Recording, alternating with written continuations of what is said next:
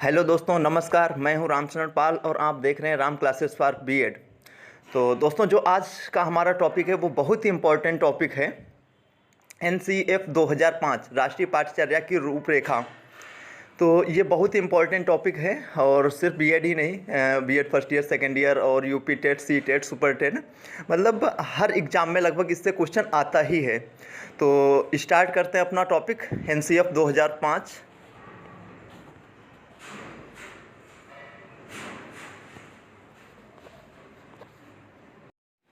तो चलिए स्टार्ट करते हैं अपना टॉपिक, एनसीएफ 2005 राष्ट्रीय पाठ्यचर्या की रूपरेखा 2005। तो इसके बारे में हम पहले थोड़ा आपको बता देते हैं इसमें क्या था। इसमें जो है बच्चों को क्या पढ़ना है, कैसे पढ़ना है, ठीक है। और इन्हीं विषयों पर जो है ध्यान केंद्रित करने का एक दस्तावेज है ये। तो इसमें क्या था, एनसीएफ 2005 का निर्माण करने का जो आदेश दिया था वो एमएचआरडी, ठीक है, मानव संसाधन विकास मंत्रालय द्वारा दिया गया था, जिसे अब शिक्षा मंत्रालय भी कहते हैं, ठीक है। तो जो कार्य निर्माण या जिम्मेदारी जो ली थी वो एनसीईआरटी ने ली थी। और जो एनसीएफ 2005 के निर्माण में जो है महत्वपूर्ण योगदान रहा है वो रहा है प्रोफेसर यशपाल शर्मा का। और इसमें जो थे 38 सदस्यों ने भाग लिया था। 35 जो थे वो कार्यकारी समिति के सदस्य थे और जो 3 थे वो एनसीईआरटी के थे। टोटल 48 सदस्यों ने इसमें भाग लिया था। तो इसका जो है निर्माण, जब मतलब इसका जो निर्माण हुआ वो 22 भाषाओं में किया गया था, और जिसे 7 राज्यों ने इसे स्वीकार किया था संविधान की 8वीं अनुसूची में जो है, क्योंकि उसमें 22 भाषा है ना, तो वहीं से। तो और फिर इसे क्या 17 राज्यों ने स्वीकार किया था।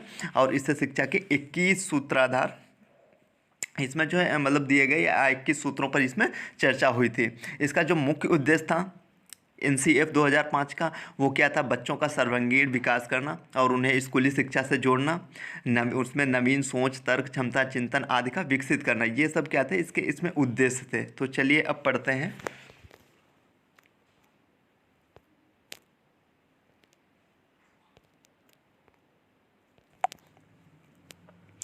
तो इसमें क्या है, बालकों को क्या और कैसे पढ़ाया जाए, राष्ट्रीय पाठ्यचर्या 2005, ठीक है, इन्हीं विषयों पर ध्यान केंद्रित करने का एक दस्तावेज है। मतलब बच्चे को क्या पढ़ाना है, कैसे पढ़ाना है, ये सब जो इन्हीं विषयों पर जो है इसका जो क्या है ध्यान केंद्रित करने का एक दस्तावेज है। और फिर राष्ट्रीय पाठ्यचर्या की रूपरेखा 2005 का उदाहरण जो हुआ था, वो था रविन्द्रनाथ टैगोर के निबंध। रविन्द्रनाथ टैगोर ने एक निबंध लिखा था, वो था सभ्यता और प्रगति, ठीक है, वहाँ से हुआ था, जिसमें उन्होंने बताया है कि जो है सृजनात्मकता उदार आनंद की कुंजी है, ठीक है। तब इसका जो है वहाँ से उद्धरण हुआ था। और फिर राष्ट्रीय पाठ्यचर्या की रूपरेखा 2005 का अनुवाद संविधान की 8वीं अनुसूची, अभी मैंने बताया ना, संविधान की 8वीं अनुसूची में जिसमें 22 भाषाओं का वर्णन किया गया, ठीक है, वहाँ से हुआ था। और इसमें 17 राज्यों ने स्वीकार किया था। तो यह जो है विद्यालय शिक्षा का अब तक का नवीनतम राष्ट्रीय दस्तावेज है, या जो मतलब एनसीएफ 2005 है, ये राष्ट्रीय शिक्षा क्या नवीनतम राष्ट्रीय दस्तावेज है। मानव संसाधन विकास मंत्रालय, ठीक है, एमएचआरडी, जिसे ministry of human resource development भी कहते हैं, ठीक है, या वर्तमान में जिसे शिक्षा मंत्रालय बोलते हैं, ठीक है, की पहल पर प्रोफेसर यशपाल की अध्यक्षता में देश की जो है चुनी हुई विशेषज्ञों विद्वानों ने शिक्षक को नई राष्ट्रीय चुनौती के रूप में देखा, ठीक है। फिर एनसीएफ 2005 के निदेशक जो हैं तो वो कौन थे, प्रोफेसर कृष्ण कुमार, ठीक है। तो इस रूपरेखा में कक्षा 1 से 12 तक की जो पाठ्यचर्या प्रस्तुत की गई, ठीक है, कक्षा 1 से 12 तक की। इन विषयों पर मतलब स्तरों पर किस प्रकार और कैसे पढ़ाया जाए, इन विषय में पूरी रूपरेखा तैयार की गई थी, ठीक है। तो ये दस्तावेज था।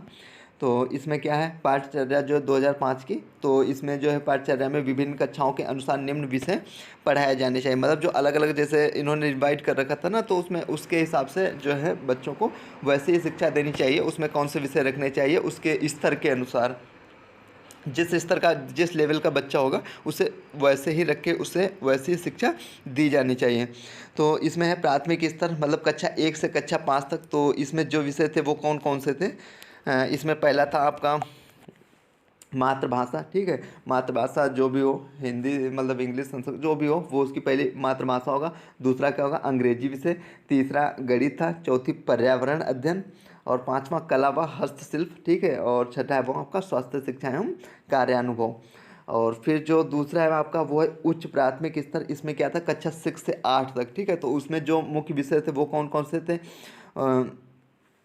इसमें था पहला आपका मातृभाषा या क्षेत्रीय भाषा, ठीक है, आधुनिक भारतीय भाषा, ठीक है, अंग्रेजी, गणित, विज्ञान, सामाजिक अध्ययन, स्वास्थ्य शिक्षा, ठीक है, फिर और वो लास्ट है आपका कला एवं कार्यानुभव, ठीक है। और फिर तीसरा आता है माध्यमिक स्तर पर। तो माध्यमिक स्तर में कौन से आते हैं, क्लास 9 से 10th, ठीक है। तो इसमें कौन कौन सी होनी चाहिए, इसमें जो विषय होने चाहिए वो पहले मातृभाषा या क्षेत्रीय भाषा जिसे बोलते हैं, ठीक है। दूसरा अंग्रेजी होना चाहिए, तीसरा उर्दू या जो है मतलब संस्कृत या अन्य जो कोई होते हैं ना वो होने चाहिए। फिर चौथा है आपका विज्ञान, पांचवा है गणित, और जो छठा है सामाजिक अध्ययन, और आठवां है कार्यानुभव, फिर कंप्यूटर शिक्षा एवं कला, ठीक है। तो चौथा जो था वो क्या उच्च माध्यमिक स्तर, इसमें कौन से बच्चे आते थे, कक्षा 11 के और 12 के, ठीक है। तो इसमें पहले क्या था अनिवार्य विषय, अनिवार्य विषय में कौन कौन से थे, मातृभाषा थी, अंग्रेजी एवं गणित, ठीक है, ये 3 थे। फिर दूसरा आपका कला वर्ग, ठीक है। तो कला वर्ग के लिए क्या था, इतिहास, भूगोल, नागरिक शास्त्र, ठीक है, अर्थशास्त्र, इकोनॉमिक्स, समाजशास्त्र और मनोविज्ञान, साइकोलॉजी, ये सब थे। और फिर आपका आता है तीसरा वाणिज्य वर्ग के लिए, ठीक है, आर्ट साइड। तो इसमें क्या था अकाउंटेंसी हो गया, टाइपिंग एवं व्यापार, ये सब किस में आते थे, वाणिज्य वर्ग में आते थे। और जो पांचवा है आपका विज्ञान वर्ग, ठीक है, साइंस वालों के लिए, तो इसमें क्या था भौतिक विज्ञान हो गया, रसायन विज्ञान हो गया, जीव विज्ञान हो गया, और अन्य विषय जैसे कंप्यूटर, कला और अन्य जो है जैसे ऐच्छिक विषय वगैरह हो गए, ये हमारे जो है किस में आते थे, विज्ञान वर्ग में आते थे। और जो पांचवा है अब इसमें हम पढ़ते हैं जो विभिन्न स्तरों पर शिक्षण है, ठीक है। तो उसमें क्या था विभिन्न जो है स्तरों पर किस प्रकार शिक्षण दिया जाए, इसका विवरण, मतलब किस प्रकार से जो है बच्चों को उनका शिक्षण दिया जाए जिससे जो है, तो ये इसमें कौन कौन से आते हैं, पहला आता है आपका भाषा, ठीक है। भाषा क्या है, राष्ट्रीय पाठ्यक्रम में 3 भाषाओं का ज्ञान देने के लिए कहा गया है, ठीक है। इसमें कितनी 3 भाषाओं को कहा गया था, और जो है हमारे देश में अनेक भाषाएं प्रचलित हैं, इसलिए बालकों को एक से अधिक भाषाओं का ज्ञान अनिवार्य रूप से दिया जाए, ठीक है, ये बात इसमें कही गई। दूसरा आपका विज्ञान, तो विज्ञान में क्या है, विज्ञान के द्वारा बालक अवलोकन, परिकल्पना, निष्कर्ष, परीक्षण आदि सीखते हैं। ये सब किसके द्वारा सीखते हैं बच्चे, विज्ञान द्वारा ही सीखते हैं। विज्ञान शिक्षण के लिए वैधता, प्रक्रिया या प्रभावी या प्रणाली के आधार पर पाठ्य वस्तु का चयन करना चाहिए, ठीक है।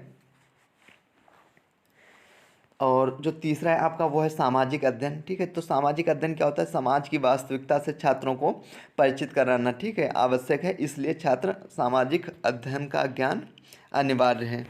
फिर है आपका चौथा गणित।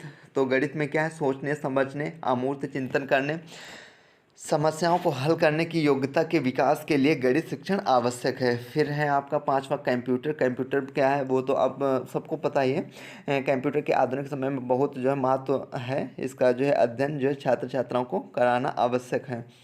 फिर छठा है आपका वो है कला, ठीक है। कला क्या है, कलात्मक क्षमता के विकास, सांस्कृतिक तथा सौंदर्यनात्मक जागरूकता उत्पन्न करने हेतु कला शिक्षण आवश्यक माना जाता है, ठीक है। और जो आपका पांचवा है वो है स्वास्थ्य शिक्षा, सातवां। तो स्वास्थ्य शिक्षा क्या है, आप ये तो सबको पता है, स्वास्थ्य मन में ही स्वास्थ्य मन का निवास होता है, इसलिए छात्रों को साफ सफाई, शारीरिक विकास से संबंध में ज्ञान दिया जाना चाहिए, साथ ही खेल कूद का आयोजन भी करवाया जाना चाहिए। ये सब किस में आता है, स्वास्थ्य शिक्षा में आता है। तो अब आगे देखते हैं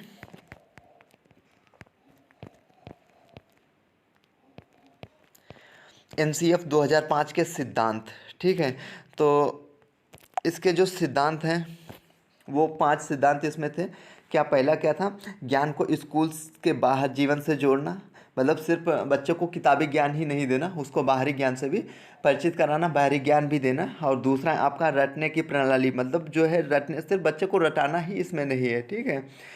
उसको जो है रटन मतलब रटन जो प्रणाली से उससे मुक्त। और तीसरा है आपका शिक्षा पाठ्य वस्तु पर केंद्रित ना हो, ठीक है, पाठ्य वस्तु पर केंद्रित ना हो। और चौथा है आपका कक्ष को गतिविधियों से जोड़ा जाए और उसे लचीला जो है बनाया जाए। और पांचवा है आपका वो है राष्ट्रीय महत्व बिंदु को पाठ्यक्रम में सम्मिलित किया जाए। तो एनसीएफ जो 2005 का सूत्र था, ठीक है, ये बहुत इंपॉर्टेंट है। कभी कभी तो पेपर में ऐसे ही पूछ लेता है, जो एनसीएफ 2005 का सूत्र है वो क्या है, मतलब 4 ऑप्शन देके रख देता है, TET, C TET, super TET वगैरह या अन्य एग्जाम जो है टीचिंग एग्जाम्स होते हैं होते हैं उसमें ऐसे ही आ जाता है। ठीक है, तो इसमें क्या था, इसका जो सूत्र है वो है बिना भार के अधिगम अर्थात लर्निंग विदाउट बर्डन। ठीक है, तो अब एनसीएफ 2005 के जो उद्देश्य थे वो क्या थे? पहला तो है जो बच्चों का सर्वांगीण विकास करना, शिक्षा द्वारा बच्चे का सर्वांगीण विकास होता है। ठीक है, तो बच्चे का सर्वांगीण विकास करना, उन्हें स्कूली शिक्षा से जोड़ना। और जो दूसरा है वो है एनसीएफ 2005 मतलब बालकों के मूल्यांकन के लिए सतत एवं व्यापक मूल्यांकन पर बल देती है। और तीसरा है आपका वो है नवीन सोच, तर्क क्षमता, चिंतन आदि विकसित करना। ये क्या थे? एनसीएफ 2005 के उद्देश्य थे। अब आते हैं इसके अंग या भाग। इसके भाग कौन से? इसके 5 ही भाग होते हैं, 5 भागों में इसे वर्णित किया गया है। वो कौन से हैं? पहला है परिप्रेक्ष्य। ठीक है, पहला आपका परिप्रेक्ष्य, दूसरा है सीखने का ज्ञान, और तीसरा है पाठ्यचर्या के क्षेत्र, स्कूल की अवस्थाएं एवं आकलन, और चौथा है आपका है विद्यालय व कक्षा का वातावरण, और पांचवा है व्यवस्थागत सुधार। ये क्या थे? अंग या भाग एनसीएफ 2005 के। अब आते हैं इसकी विशेषताएं। तो इसकी विशेषताएं या सुझाव क्या क्या थे? पहला है संवैधानिक मूल्यों का विकास करना। ठीक है, पहला कौन सा है? संवैधानिक मूल्यों का विकास करना। और दूसरा है आपका सतत एवं व्यापक मूल्यांकन। ठीक है, और जो तीसरा है वो है खेल को महत्व देना। इसमें खेल को मतलब अधिक महत्व दिया गया है। फिर जीवन से जुड़ना, मतलब जीवन से जुड़ना। और पांचवा है वो आपका है मुक्त वातावरण करके सीखने पर जोर देना। फिर छठा है 6 महीने में शिक्षकों को प्रशिक्षण दिया जाए। सातवां है शिक्षा बच्चों के स्तर अनुसार होनी चाहिए। और आठवां है वो मोटी मोटी किताबों को बेकार, मतलब यहाँ पर किताबी ज्ञान को वो किया गया। ठीक है, किताबी ज्ञान ही नहीं, बच्चों को और जो है सब कुछ सिखाना चाहिए। ठीक है, हाँ, और इसमें जो था पाठ्य सामग्री क्रियाएँ जैसे कि संगीत, चित्रकार, नृत्य आदि जो है ही आता है। फिर आपका 10वां है कक्षा 5, 8 एवं 11 के लिए बोर्ड एग्ज़ाम नहीं होने चाहिए। और जो 11 है वो मातृभाषा के साथ साथ अंग्रेजी भाषा को पढ़ाना। ठीक है, और फिर 12वां है आपका पूर्व ज्ञान का उपयोग, और 13वां है परीक्षा का उपयोग। अब आते हैं इसके जो है महत्वपूर्ण बिंदुओं पर। इसके जो महत्वपूर्ण बिंदु हैं इन्हें देख लेते हैं एक बार। ये पहला है आपका जो है विद्यार्थी को रटने से मुक्त कराएं, जिससे उनका जो चहुमुखी मतलब विकास हो सके। और दूसरा आपका शिक्षा बाल केंद्रित हो। ठीक है, चाइल्ड सेंटर्ड। और तीसरा है राष्ट्रीय पाठ्यचर्या की रूपरेखा 2005 एनसीईआरटी पाठ्यक्रम में सुधार लाने हेतु अपनाया गया एक सुधारात्मक जो है कदम है। और चौथा है आपका वो एनसीएफ 2005 14 एवं 15 जुलाई 2004 की बैठक का परिणाम है। मतलब जो ये हुई थी बैठक वो 14 एवं 15 जुलाई 2004 को हुई थी। और जो ये बैठक हुई थी 6 दिन की बैठक हुई थी। ठीक है, तो पाँचवा क्या है? बाहरी ज्ञान से जोड़ा जाए। बच्चों को किताबी ही नहीं बाहरी ज्ञान से भी जोड़ना चाहिए। और ये जो छठा है वो है आपका एनसीएफ 2005 का निर्माण एनसीईआरटी ने किया। और सातवां है आपका एनसीएफ 2005 के अनुसार भाषा बच्चों की मातृभाषा होगी। और आठवां है वो शिक्षण सूत्र ज्ञात से अज्ञात एवं मूर्त से अमूर्त की ओर होगा। ठीक है, तो शिक्षण सूत्र ज्ञात से अज्ञात। ठीक है, फिर तनाव मुक्त शिक्षा का वातावरण देकर शिक्षा देनी चाहिए। मतलब को किसी भी मतलब बच्चे को किसी प्रकार का तनाव ये सब नहीं देना चाहिए। और जो आपका 10वां है वो एनसीएफ 2005 के निर्देशक जो थे वो कौन थे? प्रोफेसर कृष्ण कुमार। ठीक है, तो आई होप ये चैप्टर आपको बहुत अच्छे से समझ में आया होगा। बहुत बहुत धन्यवाद। फिर मिलते हैं अगली वीडियो में।